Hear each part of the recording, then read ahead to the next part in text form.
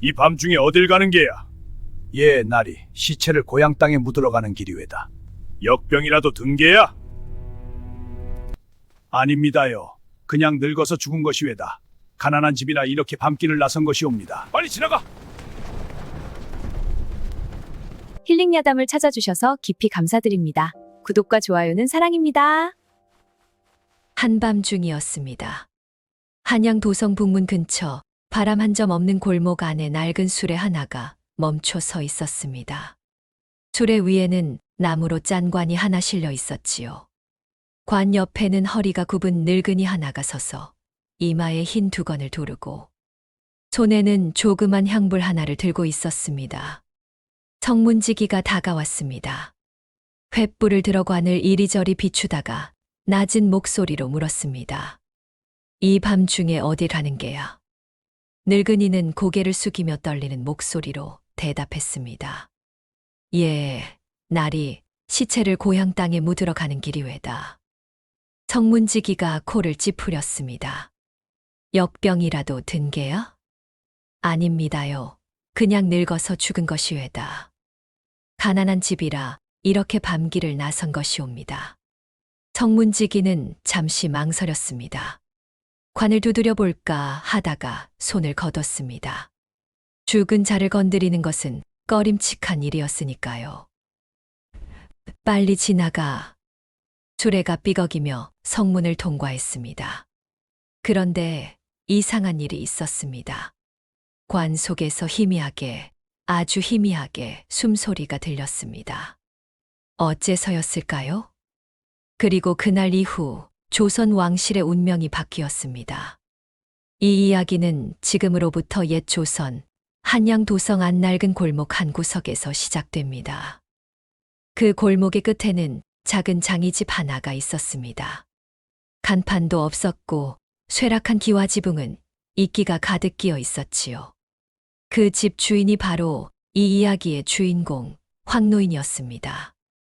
나이는 60을 훌쩍 넘겼고 허리는 반쯤 굽어 있었으며 이가 빠진 자리가 많아 음식을 먹을 때마다 찌그덕 소리가 났습니다. 머리카락은 반백을 넘어 거의 다 휘었고 손마디는 굵고 거칠었습니다. 평생 관을 짜고 시체를 닦고 상여를 메어온 소녀지요. 황노인에게는 외아들이 하나 있었습니다. 이름은 황석이었습니다. 나이 26에 인물이 반듯하고 눈빛이 맑고 글도 곧잘 읽었지만 장이집 아들이라는 이유로 과거 시험조차 볼 수 없었습니다. 천한 일을 한다고 사람 취급도 제대로 못 받는 형편이었지요. 그래도 황석은 아비를 원망하지 않았습니다.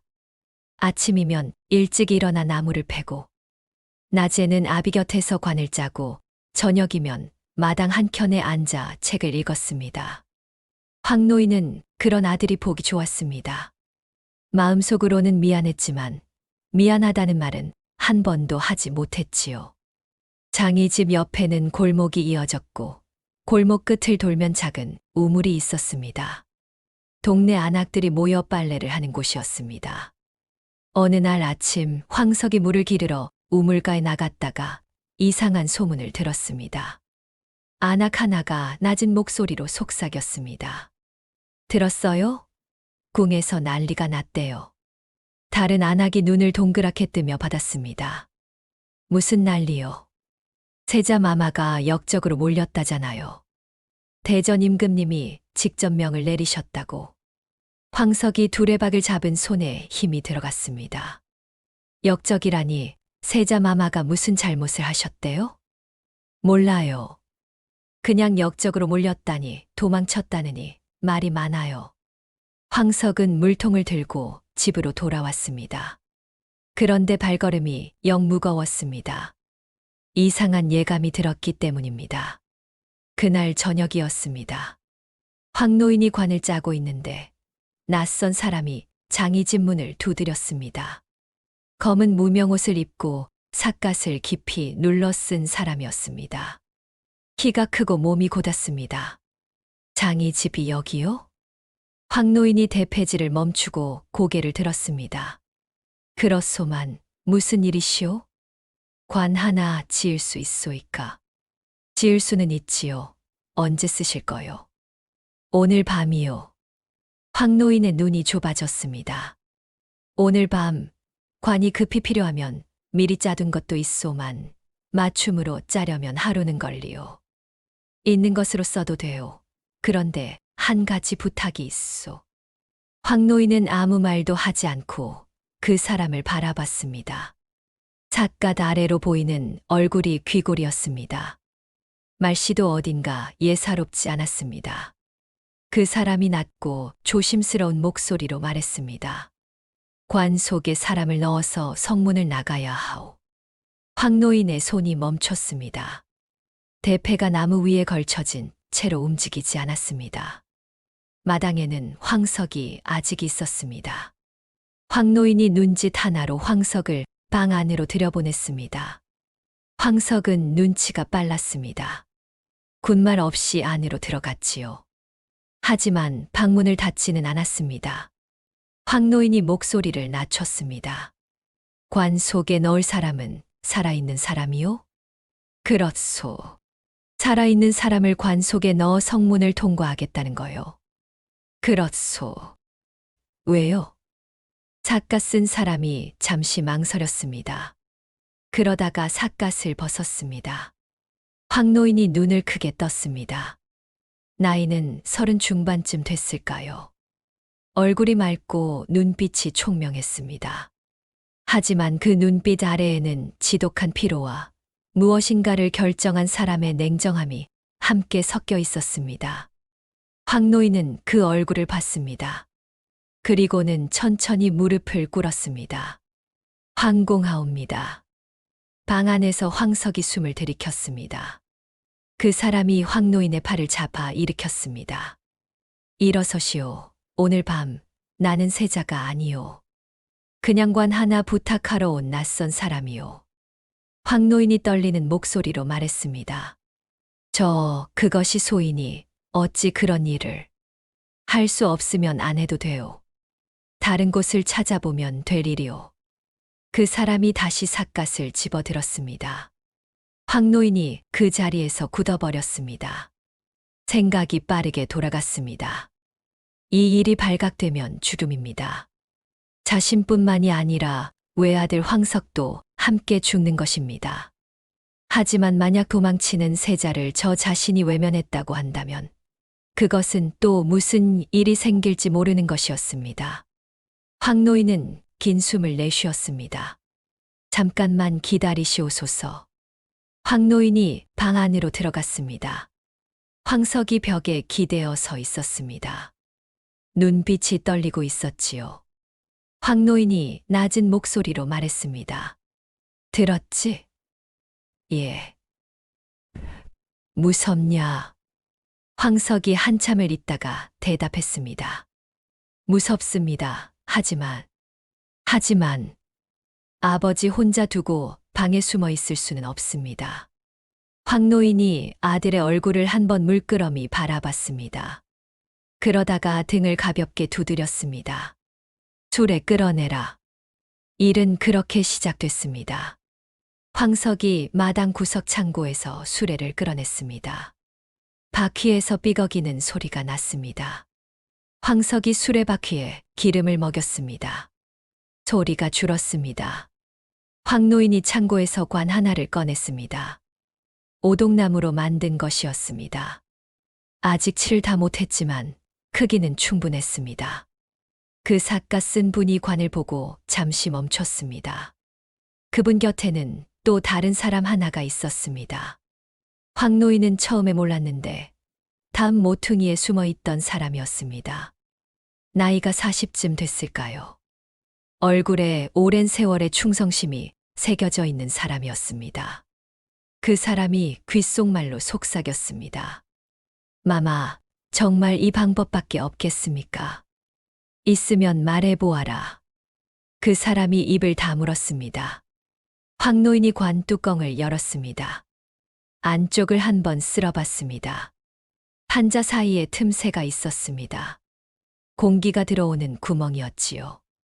일부러 막지 않은 것인지 아니면 원래 그런 것인지 아무튼 다행이었습니다.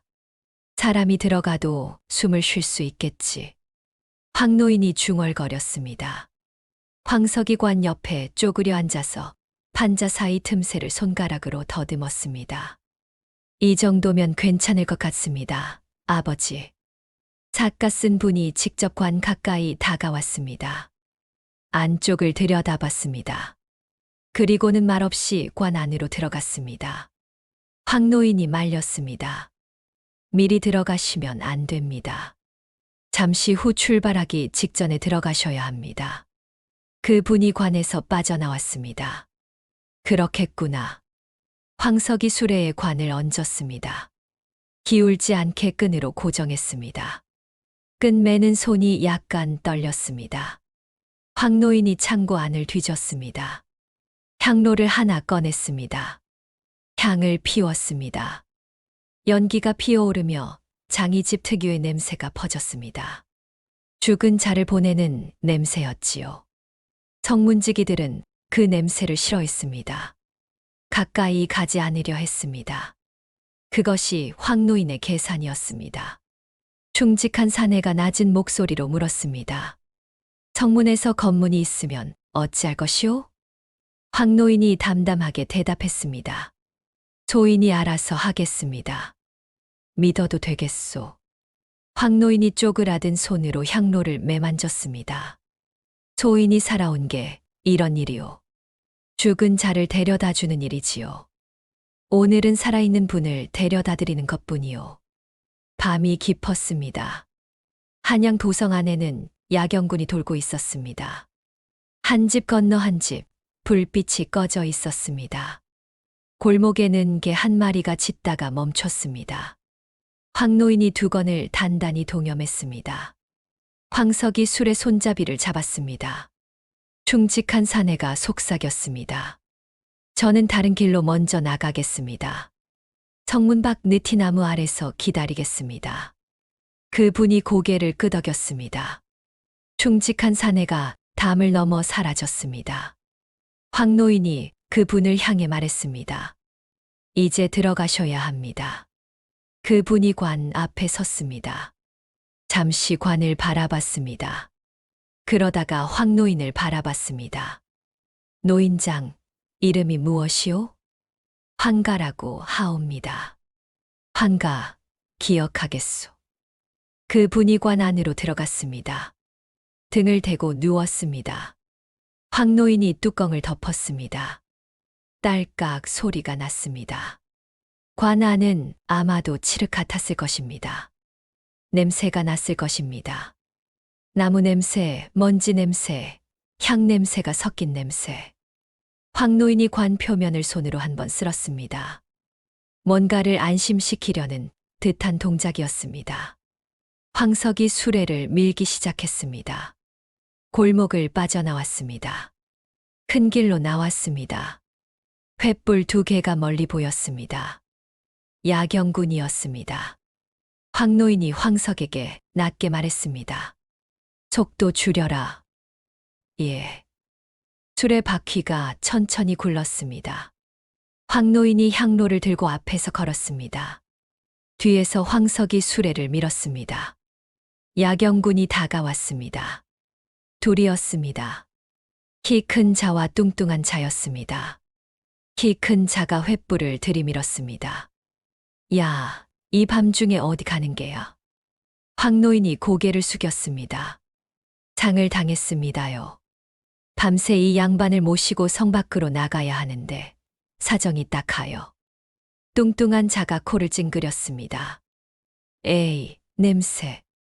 키 큰 자가 뒤로 물러섰습니다. 빨리 가. 이 야심한 밤에 재수 없게. 황노인이 고개를 조아렸습니다. 감사합니다요. 감사합니다요. 수레가 다시 앞으로 나아갔습니다. 황석이 뒤에서 수레를 밀면서 조용히 숨을 내쉬었습니다. 심장이 목까지 올라와 있었지만 얼굴에는 아무 표정도 없었습니다. 황노인이 속으로 생각했습니다. 한 고비는 넘겼다. 이제 성문이다. 북문은 낮에도 검문이 엄했습니다. 더구나 그날 밤은 더욱 삼엄했습니다. 군사가 평소 2명이던 것이 4명으로 늘어 있었습니다. 뭔가 명이 떨어진 것이 분명했지요. 황노인이 멀리서 그것을 봤습니다. 발이 잠깐 멈칫했습니다. 황석이 낮게 속삭였습니다. 아버지. 안다. 황노인이 다시 걸음을 내디뎠습니다. 성문 앞에 다다르자 군사 하나가 창을 가로막았습니다. 멈춰. 황노인이 멈췄습니다. 군사가 수레를 위아래로 훑었습니다. 이 밤중에 어딜 가는 게야? 날이 소인은 장이업을 하는 황씨옵니다. 이 관 속에 모신 분이 생전에 고향 땅에 묻어달라는 유언을 남기셔서 가족들이 소인에게 부탁을 하셨습니다요. 밤에 움직이는 게 무례한 줄은 알지만 아침이 되면 여름이라 냄새가 심해서 어쩔 수가 없사옵니다. 군사가 관을 쳐다봤습니다. 여름이라는 말에 다들 얼굴을 찡그렸습니다. 관을 열어봐야 하는데 황노인이 난감한 표정을 지었습니다. 날이 관을 한 번 봉하면 열어서는 안 됩니다요. 그것이 예에 어긋납니다요. 더구나 역병은 아니지만 몸이 많이 상해서 지금 냄새가 심하게 나는데 그래도 여시겠습니까? 군사들이 서로 눈치를 봤습니다. 그때 안쪽에서 군사 우두머리처럼 보이는 자가 걸어 나왔습니다. 몸이 다부지고 눈빛이 날카로운 자였습니다. 그가 황노인을 쏘아봤습니다. 장이 집에서 왔다고? 어느 집이야? 북촌 황가 장이 집이옵니다요. 이 골목에서 30년째 업을 하고 있습니다요. 증명할 수 있나? 황노인이 품 안을 뒤졌습니다. 거기서 낡은 종이 한 장을 꺼냈습니다. 관아에서 발급해준 장이업 허가 문서였습니다. 황노인이 오래전부터 품에 지니고 다닌 것이었습니다. 우두머리가 문서를 받아서 횃불 아래에서 잃었습니다. 잠시가 지났습니다. 황석의 손이 술의 손잡이를 꽉 쥐었습니다. 손가락이 하얗게 변할 만큼 관 안에서는 아무 소리도 나지 않았습니다. 그 분이 숨을 죽이고 있는 것이 느껴졌습니다. 우두머리가 문서를 돌려줬습니다. 시신이 맞는지 확인해야 해. 날이 이미 말씀드렸다시피 봉안관을 열면 창으로 찔러보지. 황노인이 눈을 깜빡였습니다. 예. 관 속에 사람이 살아있는지 창으로 찔러서 확인하겠다는 말이야. 그 순간이었습니다. 황노인의 등에서 식은땀이 흘렀습니다. 밤바람이 스쳐 지나갔습니다. 향로의 향불이 흔들렸습니다. 황석이 뒤에서 수레를 잡은 채 숨도 쉬지 않고 있었습니다. 창이 관 쪽으로 향했습니다. 황노인이 그 창 앞에 섰습니다. 황노인이 우두머리 앞에 무릎을 꿇었습니다. 날이. 우두머리가 멈췄습니다. 날이 소인이 이 업을 30년 했습니다요. 이 골목에서, 이 도성에서 수백 명의 시신을 닦고 입히고 관에 넣었습니다요. 양반도 넣었고 상놈도 넣었고 어린아이도 넣었습니다요. 그런 소인이 살아있는 사람을 관에 넣는 짓을 하겠습니까요? 우두머리가 황노인을 내려다봤습니다. 아이고, 날이. 소인이 얼마나 무서운 줄 아세요? 죽은 사람 곁에서 사는 것도 무서운데 살아있는 사람을 관에 넣어 성문을 속인다는 게 그게 어디 사람이 할 수 있는 짓이겠습니까요? 소인 같은 늙은이가요? 황노인이 목이 맬 것처럼 울먹였습니다. 소인은 그저 이 나이 먹도록 남의 죽음을 섬기며 살아온 사람이옵니다요. 이 일이 마지막 부탁이라 하기에 고향 땅에 묻어달라는 말 한마디가 가슴에 걸렸어. 이 늙은 몸을 이끌고 나온 것이옵니다요. 우두머리가 황노인을 바라봤습니다. 오랜 시간이 흐른 것처럼 느껴졌습니다. 실제로는 아마 10호흡 남짓이었겠지요. 우두머리가 창을 내렸습니다. 가. 황노인이 일어섰습니다. 황석이 수레를 밀었습니다. 삐걱 삐걱. 수레바퀴 소리가 밤길에 울렸습니다. 성문을 통과했습니다. 황석이 뒤를 돌아보지 않았습니다. 황노인도 뒤를 돌아보지 않았습니다. 두 사람은 그냥 앞만 보고 걸었습니다. 성밖 길을 따라 조금 걷다가 커다란 느티나무 아래에 이르렀을 때 황노인이 수레를 멈췄습니다. 거기에 충직한 사내가 서 있었습니다. 황노인이 관 뚜껑을 두드렸습니다. 나오셔도 됩니다. 잠시 후 뚜껑이 안에서 밀렸습니다. 그 분이 관에서 일어났습니다. 이마에 땀이 맺혀 있었습니다. 옷이 흠뻑 젖어 있었지요. 그 분이 밤하늘을 올려다봤습니다. 별이 총총했습니다. 가을이 막 시작된 밤하늘이었습니다. 살았구나. 그 분이 중얼거렸습니다. 황노인이 무릎을 꿇으려 하자 그 분이 황노인의 손을 잡았습니다. 일어나시오. 오늘 밤 노인장이 나를 살렸소. 황석도 무릎을 꿇었습니다. 그분이 황석의 손도 잡아 일으켰습니다. 아들이요? 황노인이 대답했습니다. 예. 아들 석이옵니다. 석이. 그분이 황석의 눈을 바라봤습니다. 고맙다. 황석이 눈을 내리깔았습니다. 그분이 충직한 사내와 함께 어둠 속으로 사라졌습니다. 발소리도 없이 사라졌습니다. 황노인과 황석은 빈관을 실은 수레 옆에 나란히 서 있었습니다. 한동안 아무 말도 하지 않았습니다. 황석이 먼저 말했습니다. 아버지. 응. 무서웠습니까? 황노인이 잠시 생각하다가 대답했습니다. 무섭더라. 하지만요. 이 나이 먹도록 죽은 사람만 섬겼는데 살아있는 분을 살리는 일을 한번 해봤으니 그것으로 됐다. 황석이 눈을 들었습니다. 눈가가 젖어 있었습니다. 황노인이 수레를 잡았습니다. 돌아가자. 수레가 다시 삐걱이며 움직였습니다. 문제는 며칠 뒤에 생겼습니다. 성문을 나간 다음 날 한양도성 안에 방이 붙었습니다. 도주한 역적 세자를 숨겨준 자 삼족을 멸한다. 방을 읽은 사람들이 서로 눈치를 봤습니다. 삼족이라는 말은 무서운 말이었습니다. 본인뿐만 아니라 부모, 형제, 처자, 삼촌, 육촌까지 모두 죽인다는 뜻이었으니까요. 황노인은 그 방을 골목 어귀에서 봤습니다. 가슴이 내려앉았습니다. 하지만 얼굴에는 아무것도 드러내지 않았습니다. 장이 집으로 돌아와 평소처럼 대패질을 시작했습니다. 황석이 안에서 나왔습니다. 아버지, 봤습니까? 봤다. 이제 어쩔 겁니까? 어쩌긴 관 짜야지. 아버지. 황노인이 대패질을 멈추지 않았습니다. 무사히 나가셨으면 됐다. 우리가 할 수 있는 일은 했다. 나머지는 하늘이 할 일이야. 황석이 아버지 곁에 앉았습니다. 둘이서 한동안 아무 말도 하지 않았습니다. 대패 소리만 났습니다. 그런데 사흘이 지나고 나흘이 지났습니다. 관아에서 아무도 오지 않았습니다. 야경군이 지나가다 쳐다보기는 했지만 들어오지는 않았습니다. 황노인은 매일 아침 일어나 밥을 먹고 관을 짜고 저녁이면 마루에 나와 하늘을 바라봤습니다. 황석은 책을 읽다가 아버지 곁에 와서 앉았습니다. 별다른 말을 나누지 않았습니다. 그냥 함께 있었지요.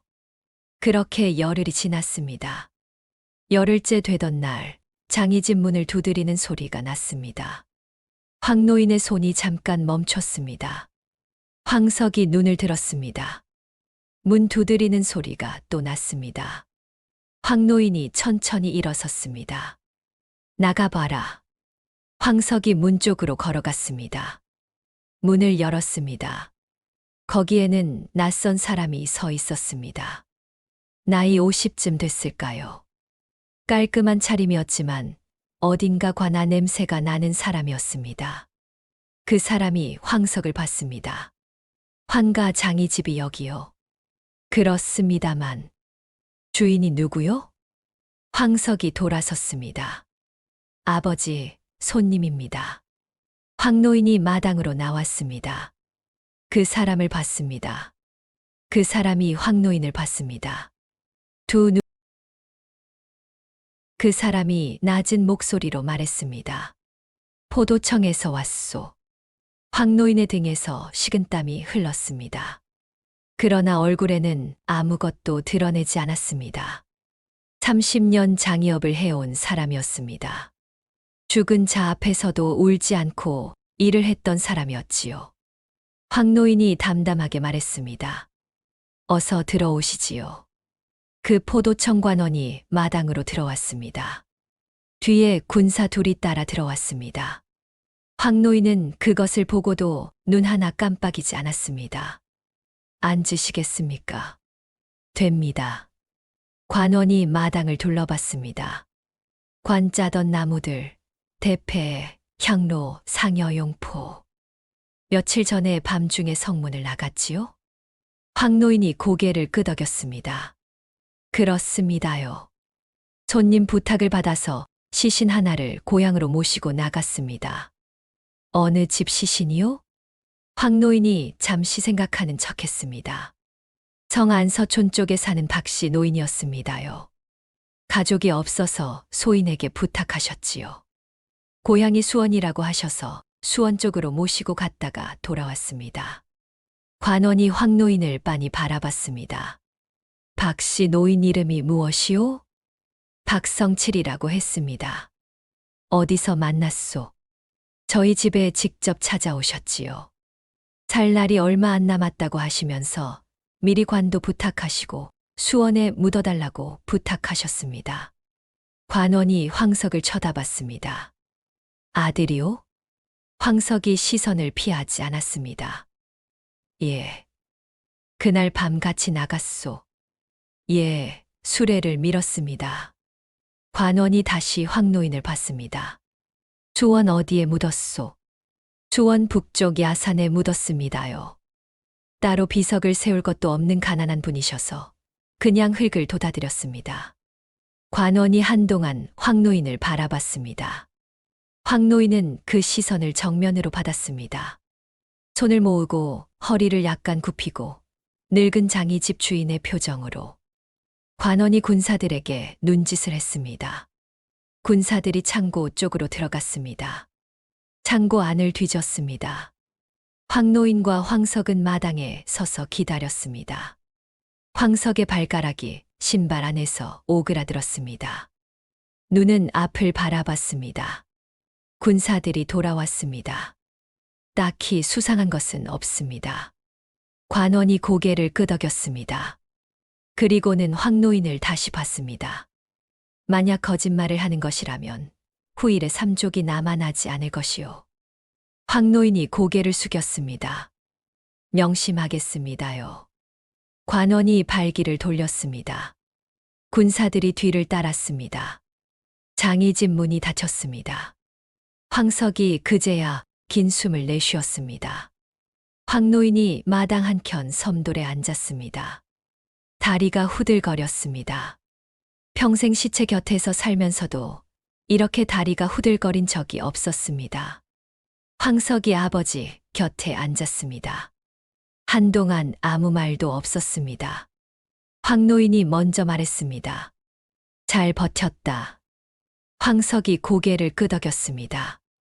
아버지도요. 두 사람은 그렇게 마당에 앉아서 하늘을 봤습니다. 밤하늘의 달빛이 빛나고 있었습니다. 그러나 세상은 황노인 부자가 바라는 대로 조용하지 않았습니다. 포도청 관원이 다녀간 뒤 동네 사람들이 수군거리기 시작했습니다. 황가 장이 집에 포도청에서 왔다더라. 왜? 그 밤중에 관 씻고 성문 나간 거 수상하다고. 역적 세자 숨겨준 거 아냐? 소문은 빠르게 퍼졌습니다. 장이 집 앞으로 오던 손님들이 발길을 끊었습니다. 장이 나도 황가에는 연락을 하지 않았습니다. 한 달이 지나도 일이 없었습니다. 두 달이 지나도 마찬가지였습니다. 황석이 쌀이 떨어진 항아리를 뒤집어 보다가 아버지를 불렀습니다. 아버지, 쌀이 다 됐습니다. 응. 오늘 저자에 나가서 뭔가 팔아야 합니다. 황 노인이 창고에 들어가서 한참을 뒤졌습니다.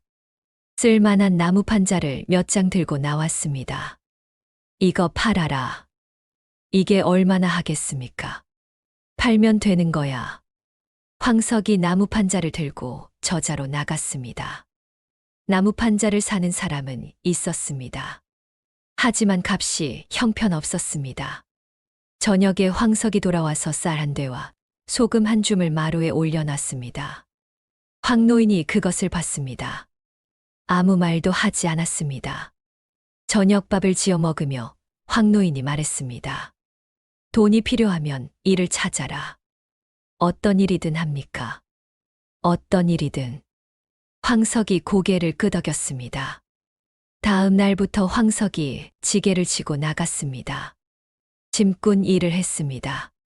무거운 짐을 지고 이 집 저 집 날랐습니다. 저녁이면 등이 빨갛게 쏠려 돌아왔습니다. 황 노인은 그것을 보고도 아무 말을 하지 않았습니다. 저녁밥을 지어놓고 아들이 돌아오면 상을 드렸습니다. 밥을 먹으면서 한마디도 하지 않았지요. 그렇게 한 달이 흘렀습니다. 황석이 어느 날 저녁밥을 먹다가 말했습니다. 아버지, 저 서당에서 아이들 글 가르칠 수 있는 자리를 알아봤습니다. 황 노인이 수저를 내려놨습니다. 그래. 글자라도 읽을 줄 아니 그런 자리는 있을 것 같습니다. 황 노인이 아들을 바라봤습니다. 그렇게 해라. 아버지는 혼자 괜찮으십니까? 혼자 지낸 날이 더 많았다. 황석이 고개를 끄덕였습니다. 그 뒤로 황석은 낮에는 서당에서 아이들에게 글을 가르치고 저녁이면 집에 돌아와 아버지 곁에 앉았습니다. 황 노인은 손님이 없는 날에는 혼자 관을 짰습니다. 주문이 없어도 관을 짰습니다. 손이 가는 대로, 나무가 있는 대로. 이웃 할멈이 어느 날 물었습니다. 황서방, 왜 관을 짜는 거요? 손님도 없는데. 황 노인이 대답했습니다. 손이 가야 하니까요. 할멈이 고개를 갸웃했습니다. 손이 가야 한다니? 손이 멈추면 몸이 녹슬지요.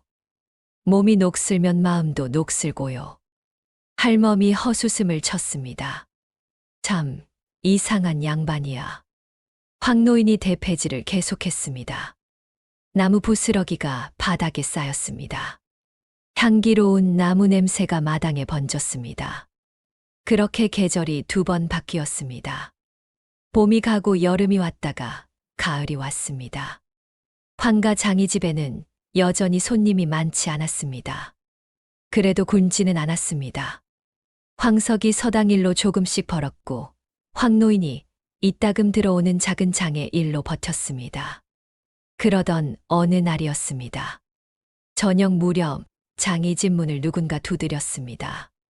황 노인이 문을 열었습니다. 낯선 사람이었습니다. 중년의 사내였는데 깔끔한 두루마기를 입고 있었습니다. 표정이 차분했습니다. 황가 장의 집이 여기입니까? 그렇소만. 주인장이시오? 그렇소. 자네가 주변을 한번 살피고는 낮은 목소리로 말했습니다. 드릴 말씀이 있습니다. 안으로 들어가도 되겠습니까? 황 노인이 문을 열어줬습니다. 자네가 마당으로 들어왔습니다. 마당을 한 바퀴 둘러보더니 방 쪽을 봤습니다. 혹시 자제분은 안 계십니까? 지금 밖에 나가 있소. 그렇군요. 좋습니다. 자네가 황 노인 앞에 섰습니다. 저는 저자에서 포목 장사를 하는 사람입니다. 드릴 말씀이 따로 있어서 찾아왔습니다. 황 노인이 그를 바라봤습니다. 포목 장사치고는 눈빛이 날카로웠습니다. 뭔 말씀이시오? 자네가 낮고 천천히 말했습니다. 그날 밤빌 아직 기억하시지요? 황 노인의 눈이 좁아졌습니다. 무슨 반말이오? 자네가 조용히 웃었습니다. 모르는 척 하실 필요 없습니다. 저는 고발하러 온 사람이 아닙니다. 황 노인이 아무 말도 하지 않았습니다. 자네가 말을 이었습니다. 그분이 무사히 잘 계십니다. 그 소식을 전하러 왔습니다. 황 노인이 천천히 숨을 내쉬었습니다. 고맙소. 그리고 한 가지 더. 자네가 품에서 무언가를 꺼냈습니다. 비단에 쌓인 작은 꾸러미였습니다. 이것을 드리고 오라 하셨습니다. 황 노인이 꾸러미를 받았습니다. 무게가 있었습니다. 펼쳐보니 은자 10냥이었습니다. 황 노인이 고개를 들었습니다. 이건 받을 수 없소. 받으셔야 합니다. 이런 것 받을 자격이 없소. 자격을 따질 일이 아니라 하셨습니다. 황가 어르신이 덕을 베풀었으니 그 덕에 보답하는 것이라 하셨습니다. 황 노인이 꾸러미를 바라봤습니다. 손이 떨렸습니다. 아들 녀석은 지게꾼집 나르고 서당 아이들 가르치며 겨우 버텼소. 정작 아들한테 아무것도 못 해줬소이다. 자네가 고개를 끄덕였습니다. 알고 계십니다. 황 노인이 꾸러미를 두 손으로 쥐었습니다. 눈이 약간 붉어졌습니다. 그런데 황 노인이 다시 꾸러미를 사내 쪽으로 내밀었습니다. 절반만 받겠소. 예. 절반은 받겠소. 나머지 절반은 도로 가져가시오. 자네가 어리둥절했습니다. 왜 그리 하십니까? 황 노인이 담담하게 말했습니다. 소인은 도움이 필요한 분을 도왔소. 그게 다요. 그 이상의 보상을 받으면 소인 마음이 불편하오. 절반이면 아들이 한동안은 버틸 수 있을 것이오. 그것으로 충분하오. 자네가 한동안 황 노인을 바라봤습니다. 그러다가 조용히 고개를 숙였습니다. 전하겠습니다. 자네가 꾸러미를 다시 정리했습니다. 은자 5냥은 황 노인 손에 쥐어줬습니다. 나머지 5냥은 품에 넣었습니다. 자네가 돌아서려다가 멈췄습니다. 한 가지만 여쭙겠습니다. 말씀하시오. 그날 밤 성문지기 앞에서 무릎을 꿇으셨을 때 무서우셨습니까? 황 노인이 잠시 생각했습니다. 무서웠지요. 하지만 하셨잖습니까? 무서워도 해야 할 일이 있소이다. 그게 사람 사는 이치 아니겠소. 자네가 고개를 숙였습니다. 발길을 돌려 골목 밖으로 사라졌습니다. 황 노인이 손에 쥔 은자 5냥을 바라봤습니다. 달빛이 은자 위에서 빛났습니다. 그런데 바로 그 며칠 뒤였습니다. 황 노인에게 생각지도 못한 일이 벌어졌습니다. 포도청 관원이 다시 찾아온 것입니다. 이번에는 혼자가 아니었습니다. 군사 6명을 대동하고 왔습니다. 황 노인이 마당에서 관을 짜다가 그것을 봤습니다. 심장이 멈추는 것 같았습니다. 포도청 관원이 황 노인 앞에 섰습니다. 지난번 왔던 그 관원이 아니었습니다. 더 나이가 많고 눈빛이 더 날카로운 자였습니다. 황가가 누구? 황 노인이 대패를 내려놨습니다. 소인이 황가입니다. 관원이 황 노인 주위를 천천히 돌았습니다. 마치 물건을 살피듯이 황 노인을 훑었습니다. 몇 달 전에 밤중에 성문 나간 일이 있었지요? 그렇습니다요. 그때 관 속에 누가 있었소? 황 노인이 대답했습니다. 시체가 있었습니다요. 거짓말이요. 황 노인이 눈을 들었습니다. 관원이 황 노인의 눈을 바라보며 말했습니다. 포도청에서 수원 일대를 전부 뒤졌소. 박성칠이라는 자는 없소. 수원 북쪽 야산에 새로 쓴 묘도 없소. 황 노인이 입을 다물었습니다. 관원이 말을 이었습니다. 솔직히 말하면 목숨만은 살려주겠소. 관 속에 있던 자가 누구였소? 황 노인이 오래도록 침묵했습니다. 그러다가 말했습니다. 박성칠이라는 노인이 있었습니다요. 조원 북쪽이 아니라 동쪽이었을지도 모르지요. 소인이 늙어서 방향을 잘못 말씀드렸나 봅니다. 관원의 눈빛이 싸늘해졌습니다. 그래도 그런 말을 하겠소. 사실을 말씀드리는 것입니다요. 삼족이 멸한다 했는데. 알고 있습니다요. 관원이 한 발짝 가까이 다가왔습니다. 아들은 어디 있소? 황노인의 심장이 쿵 내려앉았습니다. 바로 그 순간이었습니다. 골목 바깥에서 황석의 목소리가 들렸습니다. 아버지, 저 왔습니다. 서당이 오늘 일찍 끝났소. 황석이 문을 열고 들어왔습니다. 그리고 마당의 광경을 봤습니다. 군사들, 관원, 그리고 굳어있는 아버지. 황석이 멈췄습니다. 관원이 황석을 봤습니다. 들어와라. 황석이 마당으로 들어왔습니다.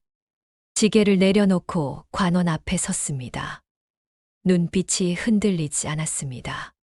관원이 물었습니다. 그날 밤 성문 나갈 때 같이 나갔지? 예.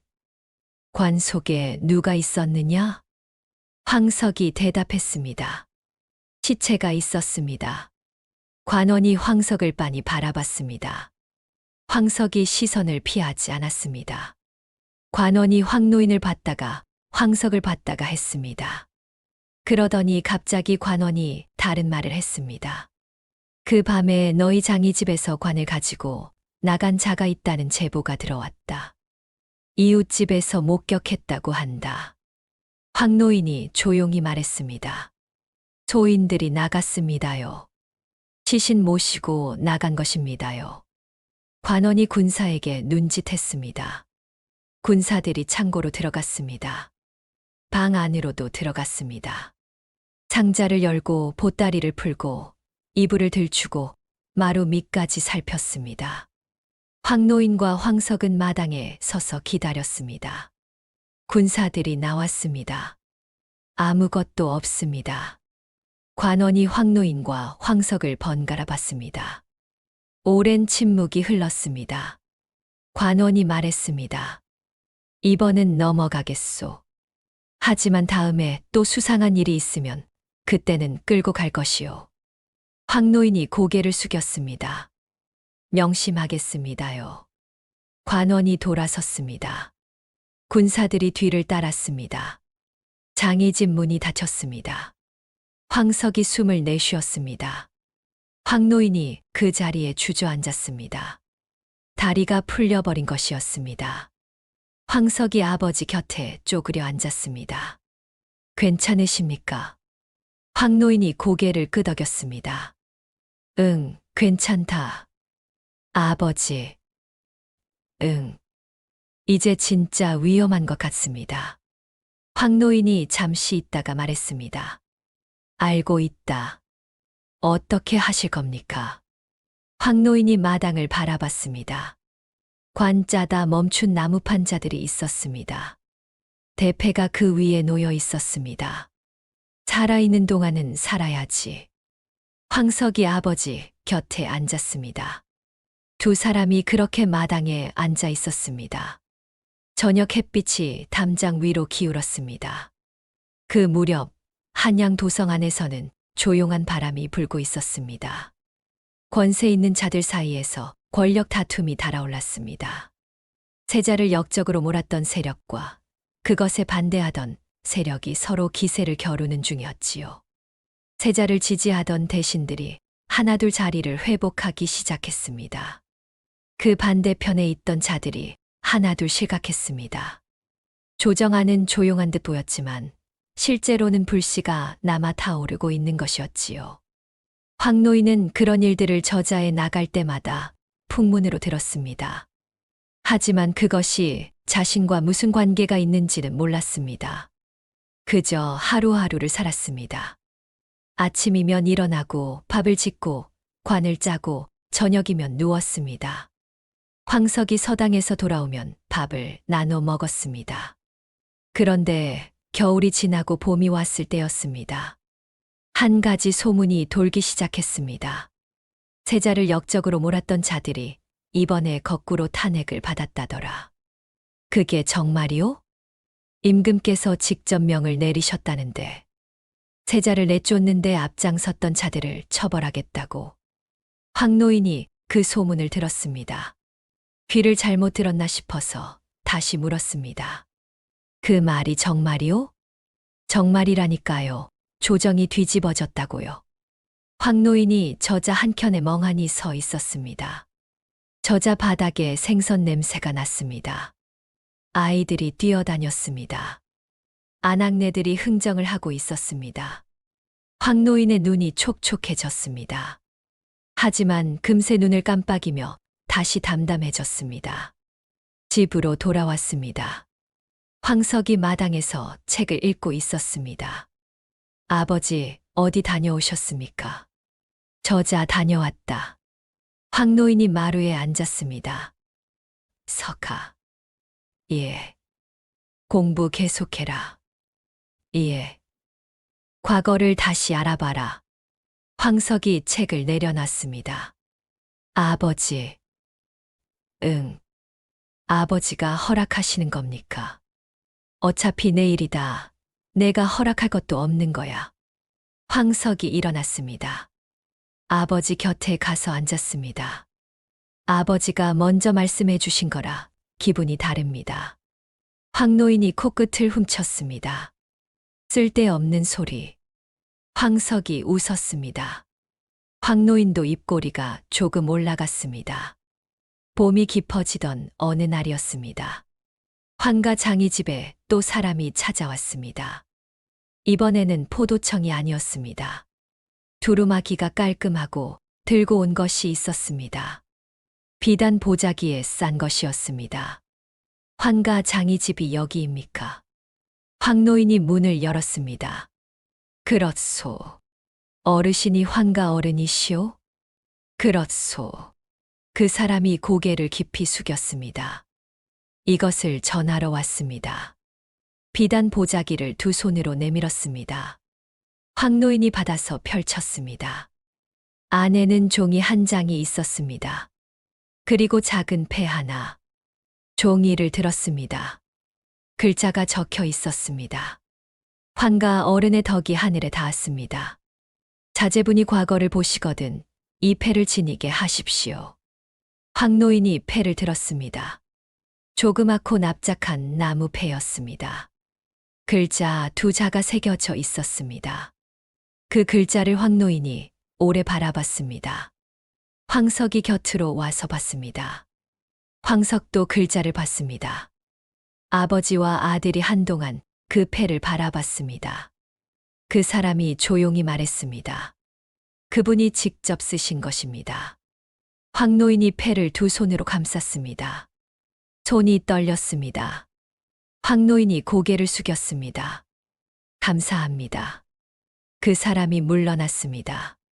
황석이 아버지 손에 쥔 패를 봤습니다. 아버지, 저 과거 볼 수 있겠습니까? 황노인이 고개를 들었습니다. 볼 수 있다.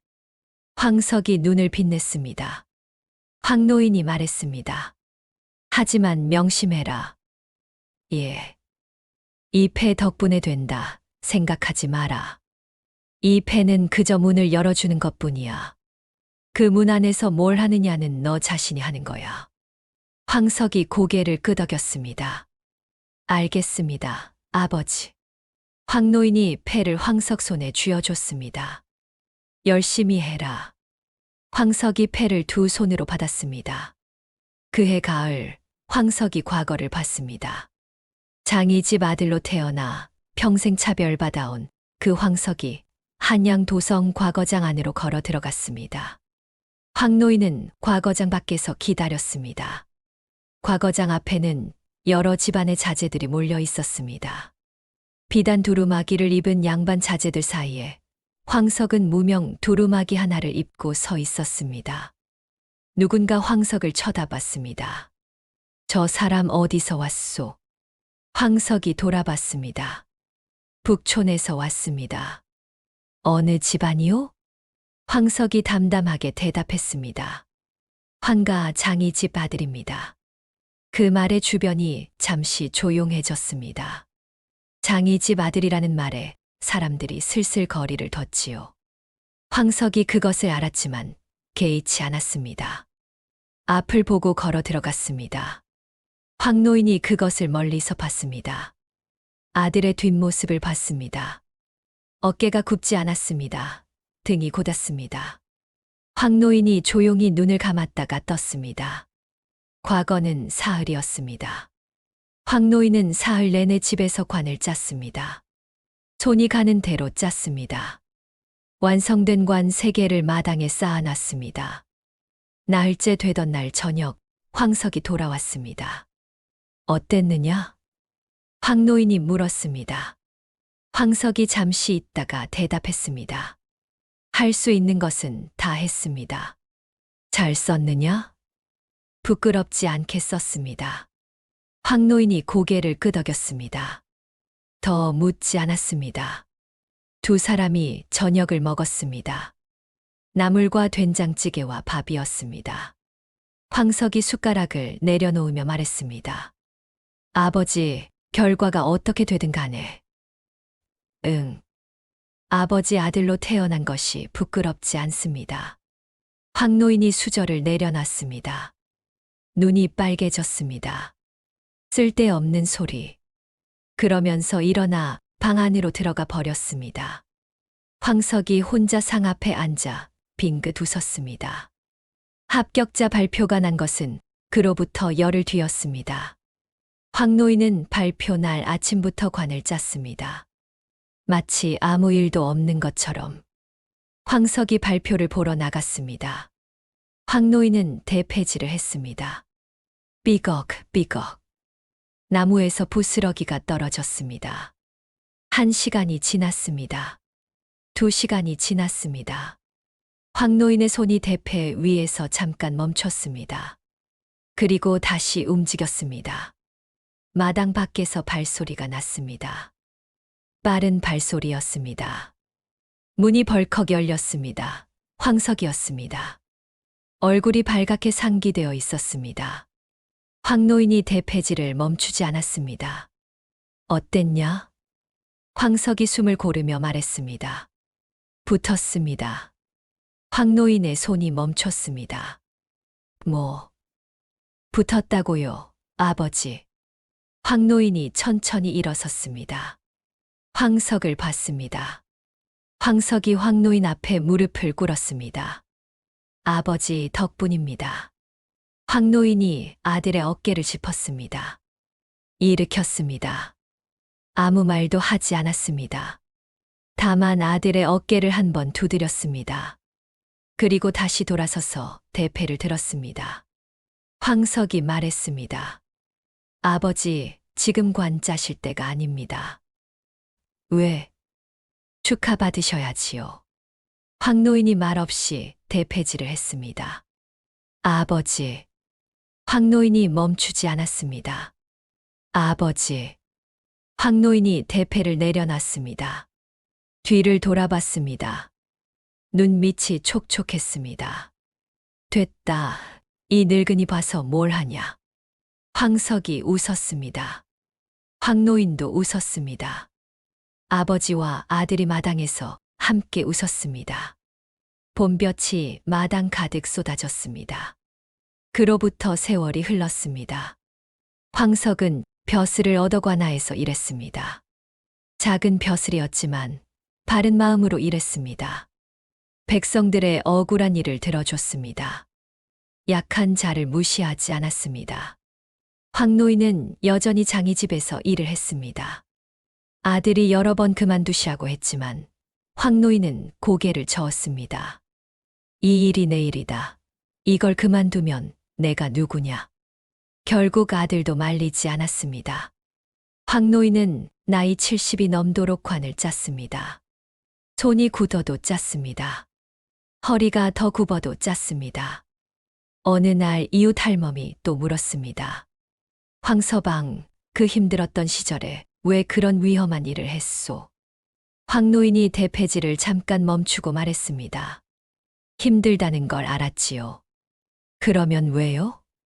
황 노인이 다시 대패질을 하면서 말했습니다. 힘들어도 해야 할 일이 있소이다. 무서워도 해야 할 일이 있소이다. 그게 사람이 사람으로 사는 이치 아니겠소.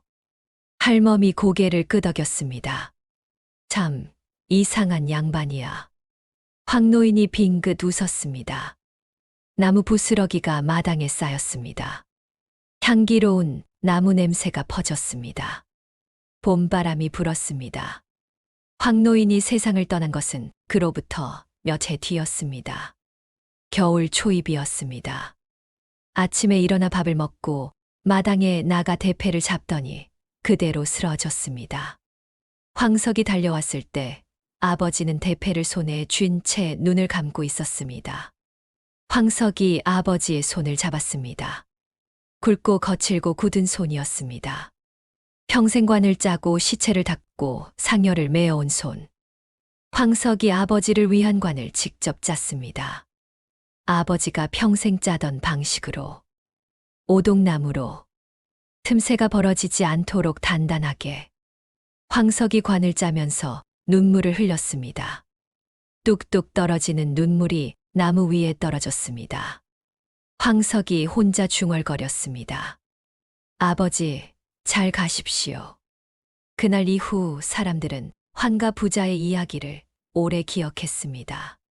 장이집 늙은이가 목숨을 걸고 관 속에 사람을 숨겨 성문을 넘겼다는 이야기. 아들이 짐꾼을 하면서도 아버지 곁을 지켰다는 이야기. 그리고 마침내 그 아들이 과거에 올랐다는 이야기. 세월이 흘러 그 골목도 바뀌고 장이집도 사라졌지만 그 이야기는 남았습니다. 사람들은 이렇게 말하곤 했습니다. 환가 늙은이는 죽은 자를 섬기던 사람이었지만 살아있는 자를 살린 사람이었다. 이 세상에서 가장 무서운 것은 죽음이 아닙니다. 해야 할 일을 앞에 두고 눈을 감는 것입니다. 황 노인은 가진 것이 없었습니다. 재산도 없었고 권세도 없었고 가문도 없었습니다. 오직 늙은 손과 낡은 수레와 관 하나뿐이었습니다. 그런데 그것으로 나라의 운명을 움직였습니다. 위대한 일은 언제나 작은 손에서 시작됩니다. 높은 자리에서 시작되는 것이 아닙니다. 무서워도 해야 할 일이 있다는 것. 힘들어도 버텨야 할 때가 있다는 것. 그리고 아버지의 뒷모습이 아들의 앞날을 만든다는 것. 황 노인은 아들에게 아무것도 물려주지 못한다고 생각했습니다. 하지만 그는 가장 값진 것을 물려줬습니다. 무릎을 꿇어서라도 해야 할 일을 해내는 마음. 그것이 환가 부자가 이 세상에 남긴 것이었습니다. 그날 밤 성문을 빠져나간 수레 위의 관. 그 속에서 별을 볼 수 없었던 한 사람이 관에서 나와 밤하늘을 올려다봤습니다. 별이 총총했습니다. 그 별빛을 만들어준 것은 칼이 아니었습니다. 권력이 아니었습니다. 낡은 수레와 굳은 손과 무릎 꿇은 늙은이 하나였습니다. 세상은 그렇게 이어집니다. 보이지 않는 곳에서 이름 없는 사람들이 무거운 것을 들어 올리면서 오늘도 그 이야기는 끝나지 않았습니다. 이 이야기가 마음에 드셨다면 좋아요와 구독으로 다음 이야기도 함께 해 주십시오. 조선의 골목 깊은 곳에는 아직 이런 이야기가 많이 남아 있습니다.